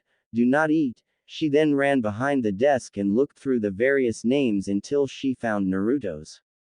He was in room 213 on the west wing. She smiled as she ran to the room. She went through the entire west wing until she found the door she was looking for. She carefully activated her Byakugan and looked around to make sure there were no guards. She noticed that there were 2 guards stationed on the ledge above Naruto's window, sleeping. Hinata sighed at the Anbu members' clear lack of motivation to actually do their job, not that she would say this out loud. She carefully opened the door to Naruto's room and walked in. She was blushing furiously when she realized that her Byakugan was still active and she was seeing through his clothes. Hinata had to contain herself, but man was it difficult. The only reason that in the last few months of being a kunoichi that she hasn't jumped Naruto was the fact that she would faint every time she got perverted images of him in her head. She walked up to Naruto's bed as she slowly turned off her Byakugan, taking in his natural features. She stared at the blonde's face as he slept and let a smile grace her features. Naruto-kun, if only I could tell you what I feel. She ran a single finger across his whisker marks. She snapped her hand back when he stirred in his sleep. His whisker marks must be sensitive. She ran a finger across his whisker marks and got a purr from him. She giggled as she kept staring at Naruto. Having fun there. Hinata eeped and snapped her head around as she saw the 2 Anbu from before. Did you honestly think that the 2 of us were asleep? Hinata lowered her head in shame as the other Anbu chuckled. Normally we would be taking you in for violating orders set by the Hokage himself, but since you don't seem to want to hurt the Gaki in any way we will let this slide, now get out. Hinata eeped again and ran for the door as the other Anbu looked at the blonde. Man, that girl has it for him bad. The other Anbu sighed in resignation. Yeah, she had better fess up her feelings before some other girl claims him. They both nodded in agreement as they went back to their posts. The next day, Naruto had finally gotten out of the hospital and was heading for the town square. He was extremely uncomfortable with all the civilians giving him hateful glares. The Yondaime had called them all to the front of the Hokage Tower to make an announcement. Naruto snorted at this. He probably wanted to openly declare his status as a Jinchuriki. Not that he really cared anymore, so long as he got strong enough to become Hokage and gain some acknowledgement he did not care. Sure, it meant that all of his so-called friends would abandon him, but oh well, it's not like he expected to ever find friendship anyways. Naruto sighed in exhaustion as he waited for the Yondaime's announcement, unaware of the sets of eyes watching him. The Hyuga, Hiashi and the elders were looking at the blonde, discussing their opinions of him. Sure, they disliked the boy for that time he dyed all their underwear pink, or that time he filled their pillows with special explosive notes that made them explode, or that time when he snuck into the compound and dressed up the most serious of the Hyuga elders in a clown suit that he could not remove. But not one of them saw Naruto as the Kyuubi. They could easily tell he was not affected by the demon thanks to their Byakugan, so they were discussing how they could repay the blonde who they were viewing as the most powerful shinobi in the years to come. Hiashi-sama, I believe we should set our plan in motion soon. While he may be a no-name orphan, he is still quite a powerful shinobi. Hiashi was looking at the blonde and thought. Yes, and on top of that he has managed to do the 2 things we have been trying to do for years, get Neji out of his mightier-than-thou routine and break our heiress from her shell. Hiashi kept looking at the blonde, wondering why the usually upbeat child was in such a short mood. He was not as energetic as he usually was. We will discuss this after the Yondaime's announcement, agreed. The elders nodded their heads and looked back to the Hokage Tower for the coming announcement.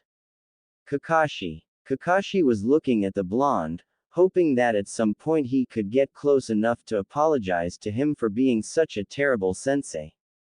He had gathered up as many jutsu as he could find, hoping he could convince Sensei, the Yondaime, to allow him to be his son's sensei again. Kakashi turned his head back to the Hokage Tower, trying to hold in his tears at failing his team, again. With Sasuke. Sasuke was gritting his teeth at the blonde, wondering how he could possibly have been surpassed by the blonde. That dobe's power should be mine, oh well. I just have to be patient, then I will go to the Yondaime and demand he train me, then I can kill him. Sasuke turned his head to the tower, smirking at his plan. In the Hokage's office, Minato and Kushina were looking through the crystal ball at Naruto. They hoped that their plan would make their son realize that he truly is their son. How they wished they could make up for the pain he was forced to endure, how they wished that he would believe them. Minato looked at the clock, it's time. Kushina looked and nodded her head as she walked towards the door. The two used Minato's Hiraishin to get to the top of the Hokage Tower. General Pav, the villagers, shinobi, and various merchants were at the front of the Hokage Tower as they saw the flash of light that indicated that the Yondaime had arrived. The entire crowd cheered for the Yondaime's arrival, many of them thinking he would have the demon executed. The shinobi cheered at the Yondaime's arrival as he walked up to the stand with the Red Death in tow. Minato glared at the populace, they meet me with love, yet my son is met with scorn. Kushina glared at the populace, but her eyes softened when she saw her son. He was looking at them, as if he did not really care. She sighed, hoping this would work. Minato stepped up to the podium and spoke, "People of Konoha. As you can see, I have returned from the dead. When Orochimaru invaded the village, he brought me and my wife back from the dead with a forbidden jutsu. Most would be pleased to be brought back to life, while I am pleased to be alive again. It is for reasons that are far different from what you would think." The populace was confused. What was the Yondaime talking about? Minato spoke up before anyone could speak, but to understand this I will have to go back to when I did 12 years ago. The village of Konoha was attacked by the most powerful of the Biju, the Kyuubi no Kitsune. You were told that the demon was killed. But even I, the greatest seal master, could not kill the demon, so I did the next best thing. I sealed the nine-tailed fox away in the body of a newborn that has lived amongst you since then. Naruto began nervously looking around as shinobi were looking at him in contempt, civilians were pulling out knives. Naruto sighed, so that's why he set up this announcement, he wants the pleasure of seeing me get killed, oh well, not like the bastards haven't tried to kill me before. Naruto watched as the populace began to edge closer to him. But after what I have seen, I should have just let this damn village burn. The crowd was shocked at this statement. What was the Yondaime talking about? A civilian managed to shout loud enough for the Yondaime to hear. What are you talking about, Yondaime-sama? What have we done to deserve such a fate? The civilian was shut up by a dosage of killing intent from the Yondaime, who spoke with clear aggression. You deserve such a fate for how you treated my legacy, that's why. The civilians were confused, the shinobi were curious, but the ones who knew what the Yondaime meant were looking down in shame. What legacy? How have we treated you legacy to make you think we deserve death? In fact, why do you not tell us who your legacy is so we may properly honor him, then we can kill the demon that took your life? That was the last straw. Minato and Kushina released as much killing intent as they could. You disgust me. What the hell was I thinking when I took the title of Hokage? Do you all mean to tell me that none of you noticed that my son was right in front of all of you, and throughout all these years you have abused him? How can you all be so blind?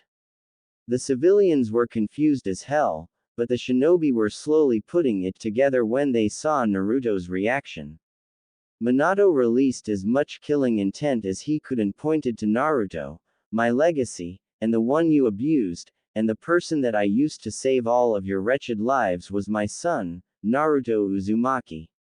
The civilians were shocked as well as the shinobi. They all looked at Naruto, but they were all shocked at what he did. For the love of Kami, if you want to hurt me so bad, get your damn shinobi to torture me. Seriously, is it even necessary for you to go to this length to try and hurt me? The civilians were shocked at this. I know you hate me since I hold the demon that killed you and your wife, but seriously man, don't you think you are going a bit overboard? Minato and Kushina used Hiraishin to get to him. Naruto was shocked and spoke, okay seriously, I may not have paid that much attention to most of Iruka's lectures, but I do know you need one of those damn kunai to warp with that technique. How the hell did you get here when there is no kunai? Minato pointed to Naruto's collar. Naruto grabbed his collar and looked inside. There was an intricate seal. I had that placed there so I could come to your aid in an instant, my son. Minato would have said something else, but his son grabbed the jacket and threw it to the ground. My son, what are you doing? Naruto shot him an annoyed glare. Would you stop it with the, I am your father routine? I may have fallen for that trick the first 3 times, but I ain't falling for this one. Minato was shocked that someone had tried to pose as his parents before. I stopped falling for those damn routines after the 3rd one when the person who was my mother slipped a lethal poison in my dinner and threw me into a river. Minato got on his knees and began crying as he grasped onto his son's shoulders. My son, please, I am telling the truth, I am your real father. He turned his head to Kushina who was crying her eyes out. She is your mother, we are your parents, damn it Naruto, please believe us. Naruto let his head fall and then snapped it up, rage evident in his eyes. He pushed the Yondaime off of him as he yelled. For the love of shit, just cut it with the charade. If I was your damn son I wouldn't have been beaten near death every birthday I had. My damn instructors wouldn't rig my damn tests, and I certainly wouldn't have been used to hold the damn demon. What father could do that to their own son? All I am is an orphan brat that had his parents killed at some point that you decided to use for the ceiling, so stop it with the damn charade. Naruto turned around and began walking off. He didn't get 5 feet before he was turned around and forced to face Kushina. My baby please, I beg you my baby please believe us. You really are our child, please Naruto. Naruto grabbed her hand and shoved her off. Can't you two take a hint? I am not falling for it. Naruto used his chakra and jumped onto a nearby roof and ran for his apartment, ignoring all of the civilians' pleas, ignoring the excited whisperings, ignoring his parents' sobs of anguish. Time skip. Naruto was sitting in his apartment, annoyed beyond comprehension. No one in the damn village had left him alone. Ever since the damn Yondaime announced he was his son, he has been dealing with people begging for forgiveness, fangirls, and even the annoying Junin offering training. Did the Yondaime honestly think he was that gullible? He was about to make another cup of ramen, which he had to get a yame to drop off since he couldn't leave his house without having to deal with those annoying assholes, when someone began knocking on the door. Okay, that's it. Naruto stomped to the door and slammed it open, not even bothering to look who it was. For the last time, leave me alone. I am not the Yondaime's kid. No, I won't accept your apology. No, I won't go out with you. And no, I don't want you to train me. Just leave me the alone. And with that, Naruto slammed the door right in the face of 3 very shocked individuals. Outside the door, 3 people had come to see Naruto. They had tried to talk to him for the past week, but with all the civilians, shinobi, and fangirls trying to have a go at him, it was just impossible. Kurenai Yuhi had tried to talk to Naruto to explain the new team rosters. She had asked to be Naruto's sensei when he was first offered up. But thanks to Kakashi, she was stuck with an Inuzuka and an Aburame. She knew Kakashi only wanted to use Naruto to his own ends. Admittedly, she also wanted to use him to her own ends, but she had every intention of training him. When the Yondaime had declared her as Naruto's new sensei, she was overjoyed, but with all the annoying civilians and Junin, she never got the chance, and now because of how exhausted her student was, he didn't even want to talk to them. Kurenai looked down as a single tear fell from her eye. Tsunade had just arrived in Konoha the day before. As soon as Jiraiya told her what happened over 12 years ago, she beat him into such a brutal pulp that he would not be doing any shinobi services for months to come. Once she found out where her godson lived, she went to the Sandame's house and punched him so hard in the face that he will never get his damn nose fixed. She came to her godson's house in hopes of doing the job Kushina asked her to do years ago, but she was met with a pissed-off blonde and a door in the face. Tsunade had let a few tears fall as she slumped her shoulders in shame. Hinata had been told by her father that he wholeheartedly approved of her dating Naruto. She was so happy that she squealed a fangirl squeal that would have put the entire Sasuke fan club to shame. She ran around the entire Hyuga compound for hours. She was so happy, making most of the branch and main family wonder her sanity.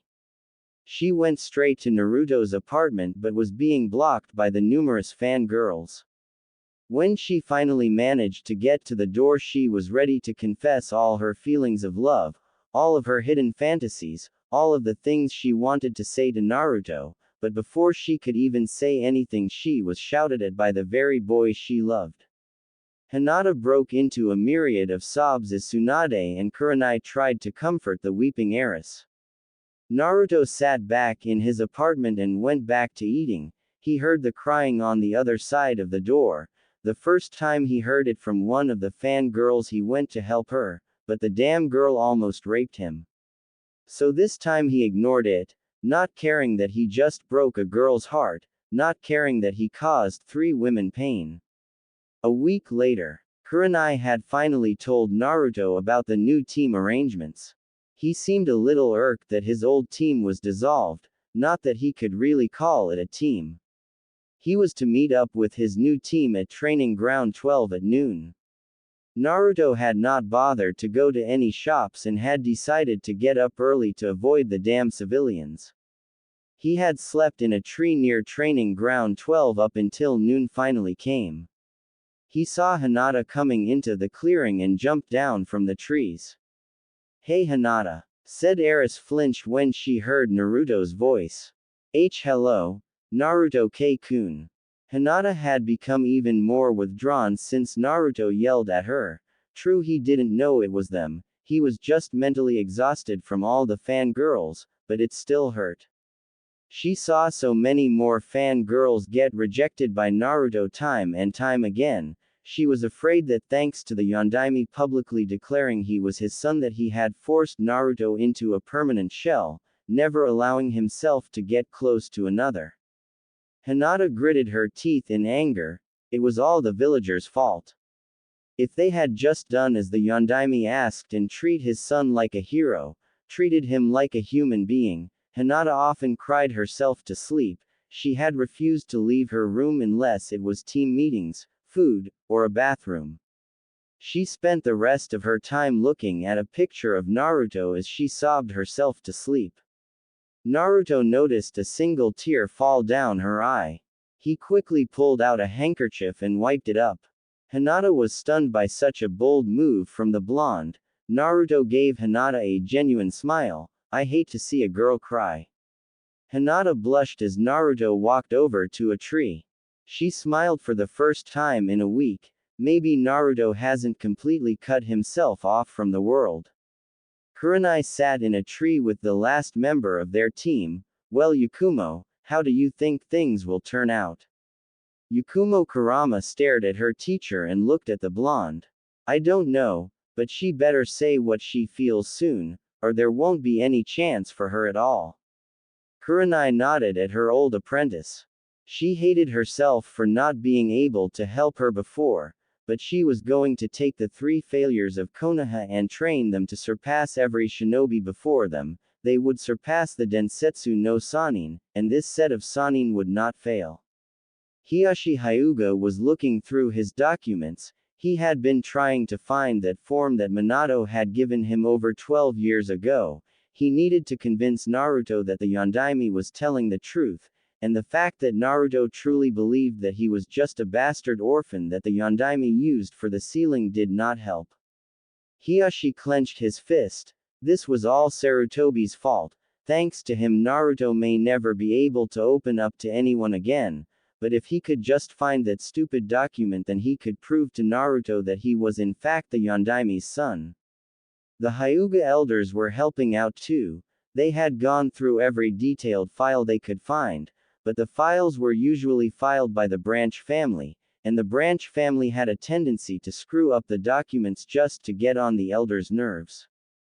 Hiashi was losing his patience. "URG, where the hell are those documents? We have been looking for them for the past 3 weeks. If we don't find them, then our plans are down the toilet." Hiashi sat down at his desk, wondering where the documents could possibly be. If he did not find those documents soon, then he might lose his chance. Hiashi looked at the picture of his wife, hanging on the wall. "If only you were her, my dear Hikari, then perhaps we might be able to do what we actually intended, so many years ago." Meanwhile, with Sasuke. Sasuke was trying to read his scrolls while Kakashi was off to the side moping. Ever since the announcement that Naruto was the Yondaimi's son, he has grown extremely irritated. Junin stopped coming to him and instead went to Naruto to try and train him. He had lost a majority of his fangirls. The only ones still remaining at his side were Sakura and Ino, but Ino was slowly slipping away from his grasp. Kakashi no longer showed up late, but he always sat to the side moping. He constantly sat curled up in a ball, and he would occasionally hear a choked sob come from the Junin, and the entire time he was clutching a scroll. He had asked Kakashi what was in the scroll, and all he said was, "It doesn't concern you," and now he was trying to learn one of the Uchiha family's prized fire jutsu. It was extremely complicated. Up to the point that it would take someone with a fully developed Sharingan to read the specialized kanji. He clutched the scroll in anger. He was not going to learn anything with an inept sensei standing on the sidelines. In the Yondaimi's office, Minato was extremely frustrated. Ever since the announcement that Naruto was his son, he has been getting Junin after Junin, trying to train the blonde to get in his good graces. So far it had only succeeded in pissing him off further. On top of that, the new treaty from Suna was here, and the terms were definitely not what he was hoping for. The newest team Kurenai had been doing D through B rank missions so far. Each time the mission report came, Naruto would wait outside until Kurenai came out. "Damn you, Sarutobi. Thanks to you I have lost my son, and I may never get him back, damn it." Minato had been trying for 3 weeks to figure out some way for his son to accept him, but so far the task had proven fruitless. Minato was reading through the treaty, and sighed that this would only make things worse. "I need some aspirin." He pressed a button and spoke into the intercom. "Suzumi." The intercom clicked for a minute. "Yes, Yondaimi-sama. Have someone go retrieve my son." "Of course, Yondaimi-sama." He let go of the intercom button and read over the treaty again. "Please forgive me, my son." At Konoha's gates, the Suna entourage was heading through the gates towards the Hokage Tower to finalize the treaty agreement. The entourage included Gaara, Kankuro, Temari, and a small group of Suna shinobi guards. Temari was smiling a huge smile that screamed, "This is the best day of my life." Gaara and Kankuro were extremely frightened by this new persona of their Nei-chan. "Gaara," Kankuro whispered to Gaara, "is Nei-chan alright?" Gaara was staying far from Temari. "Honestly, I have no clue." Temari was extremely happy. She had convinced the council this was the best course of action, and who was better for the position. "I hope that he accepts." With Naruto, Kurenai had gone through a lot of effort to try and get Naruto to open up, but because of what has happened in the last 3 weeks he was very recluse. He didn't even leave his house anymore, saying that he does not want to deal with the ignorant villagers. She wanted to go right to the former Sandaime and kick him right where it hurts. Thanks to him, Naruto no longer had the hope of gaining a family. he no longer trusted anyone, all because Sarutobi broke several promises to Naruto's parents. Naruto was reading a scroll on a form of old taijutsu from the land of blades. He was having extreme difficulty since he barely knew how to read. The Sandaime knew this and had never bothered to rectify this problem. So far Naruto had only barely gotten past the first paragraph. Kurenai decided to help Naruto out. She walked over and got to eye level with the blonde. "Hey Naruto, how about I help you out?" Naruto glanced up at Kurenai before he quickly returned his eyes to the scroll. "No thanks, why don't you go train Hinata and Yakumo? They are clan heirs, and are clearly more important than the bastard Kyuubi child." Kurenai cringed at his tone. After the announcement he had come up with this twisted realization that only those with noble blood would ever be considered worth training. And since Naruto truly believed he was just some bastard orphan, thanks to the Sandaime, he decided that he was no longer going to waste his time asking for his sensei's help. He even went so far as to coldly say he wasn't worth it. "Look, Naruto." Naruto glanced at Kurenai with a cold look. "Listen Kurenai, I don't want to hear it. All right, I am not the Yondaime's son. And no doubt the Yondaime put you up to this so later on he can order you to kill me." Kurenai snapped at Naruto as she released a small amount of killing intent. "Listen here Naruto, your father would never order someone to kill his own son." Naruto snapped up to glare right in Kurenai's face. "For the last time, I am not his son. Go train the other two, I'm better off on my own anyway." Naruto grabbed his scrolls and began walking off, when an Anbu shunshined in front of him. "Naruto Uzumaki, your father." The Anbu was blasted by a dose of killing intent. "He is not my father." The killing intent dropped as the Anbu recovered from the sudden killing intent and continued. "The Yondaime wishes to speak to you Naruto." Naruto sighed as he began walking towards the Hokage Tower. The Anbu turned to Kurenai. "He really doesn't need the shit he is dealing with. I really hope he opens up soon." Kurenai looked down as she spoke. "I hope so too Tenzo, I really do."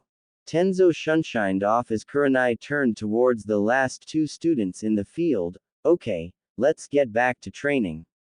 Time skip. Hokage office.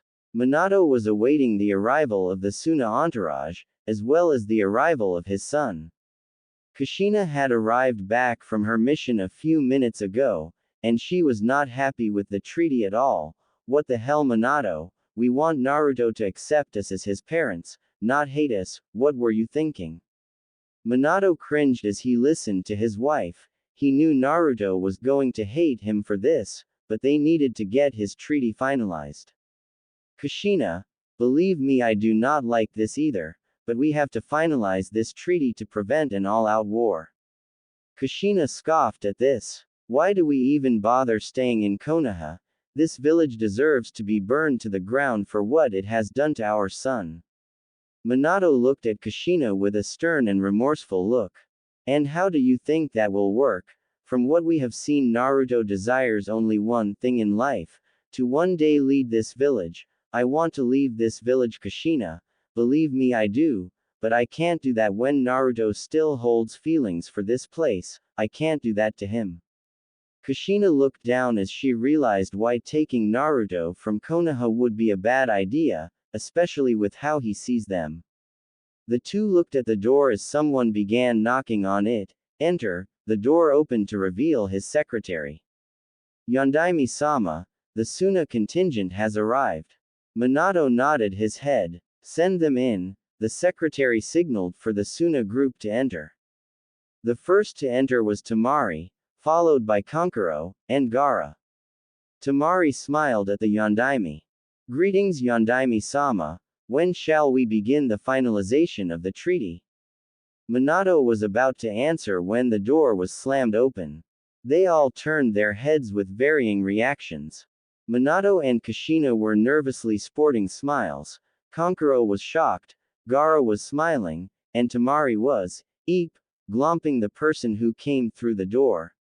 Naruto had been glomped by Temari and his head was in between her. Naruto had the decency to sport a blush, but he quickly shook it off. Get off me, please. Temari reluctantly. Naruto walked up to the Yondaime's desk. You summoned me, Yondaime-sama. Naruto looked at Minato expectantly.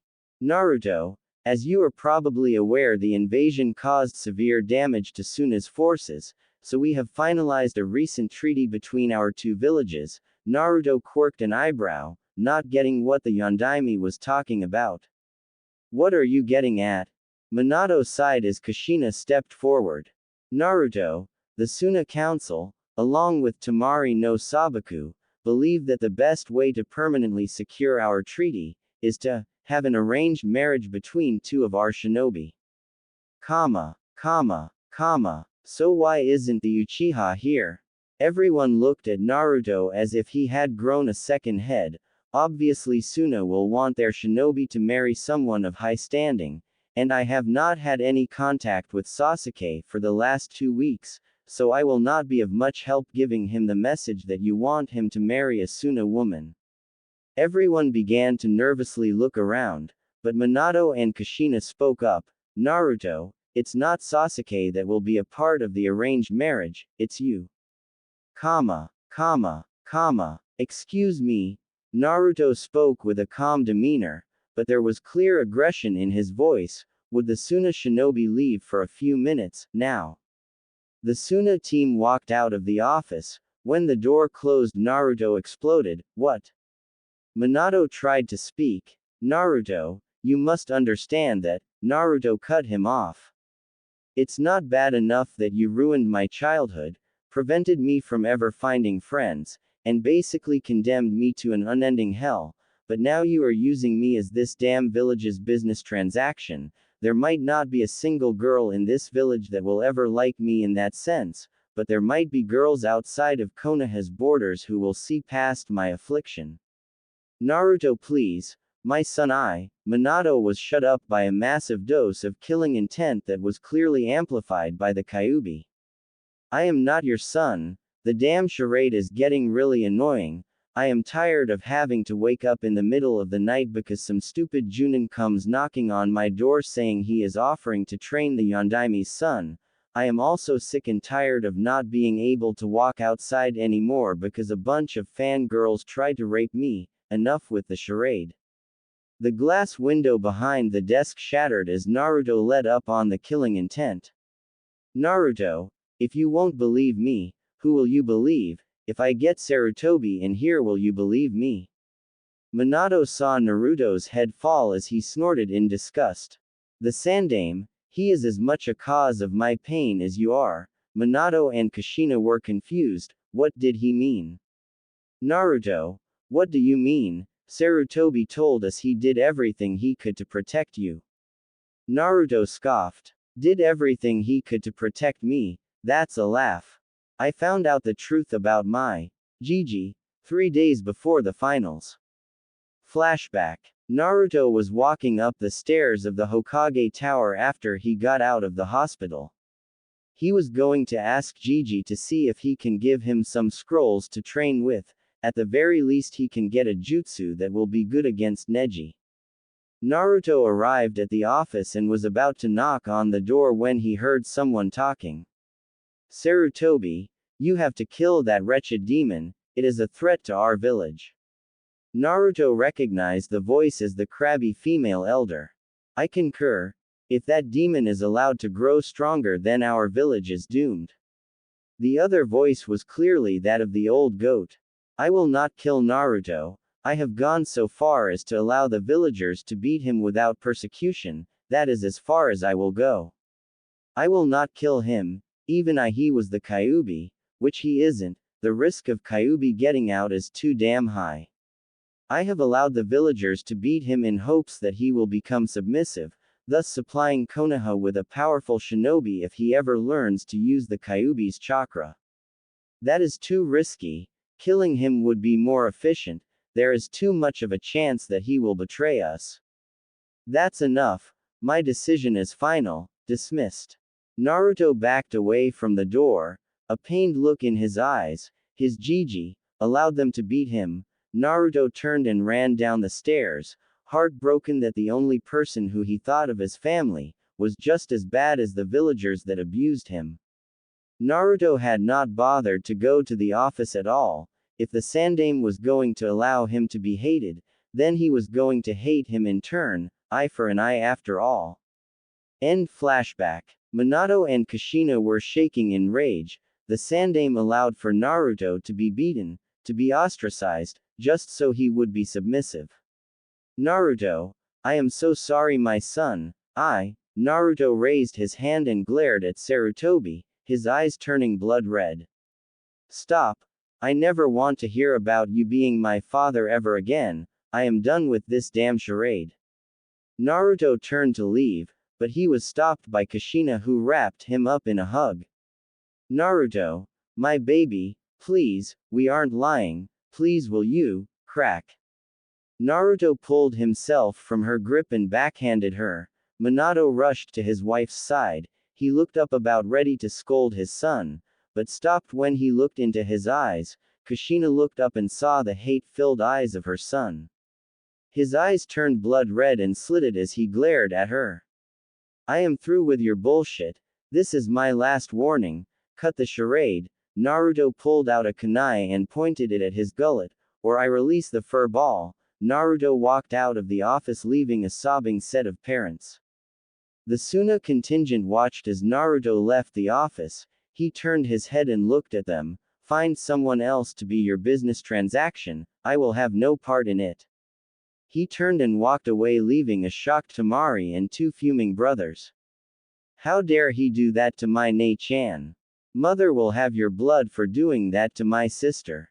Temari fell to her knees. True, this was basically a political marriage, but she had demanded that Naruto be the one she marries. She had fallen for the blonde during the Chunin exam break. She remembered how she fell for him. Flashback. Temari was walking out of a dango shop after she had finished her meal. The waiter had been hitting on her, and she wanted to get the hell out of there.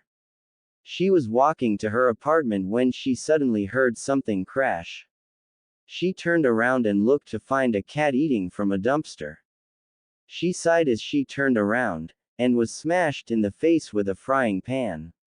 She tumbled back as she looked to find it was the same waiter from before. Oh, feisty, I like 'em like that. The waiter walked forward as Temari reached for her fan. Before she could even swing her fan, the waiter had shunshined forward and delivered a terrible kick to her stomach. She collapsed as the man grabbed her hair, undoing most of her hair ties. I bet you're wondering how I was able to do that. Me, a lowly civilian, ha, I am actually a missing nin from the now destroyed Heat Devil village. I came to this village a year ago hoping to find some fun, and lo and behold I find a Suna kunoichi. How delightful, you will be my 7th victim this year. The man reached and tore off Temari's shirt as he began to undo his buckle. Temari was about to get up when she felt a terrible pain in her side. Oh, how do you like my little poison? I injected it into you when I first attacked you. In a few minutes you will be overcome by the second part of the toxin, a very delightful aphrodisiac. The man walked forwards and climbed on top of Temari. I am going to enjoy this. The man reached for his pants and began to pull out his member while Temari was scared to death. No, my virginity, I wasn't supposed to lose it like this, I was supposed to lose it to a man I love, please no, the man was now pulling off her panties. Hey jackass. The waiter looked up as he was smashed in the face with a nearby trash can. He fell over and looked up, his eyes widening when he saw that Naruto Uzumaki was releasing a lot of killing intent. Oh shit. He ran down the alleyway. But Naruto grabbed his shirt and threw him into a set of trash cans. Temari cringed when he saw the man's face get smashed up. Naruto grabbed a trash can as the man tried to crawl off. Come on. He smashed the trash can on the man's back. The guy collapsed as Naruto turned him over and began punching his face. What's your problem, pal? Crack. That was the nose. Crunch. His eye. Smash. The cheek. Crunch. That was the nose again.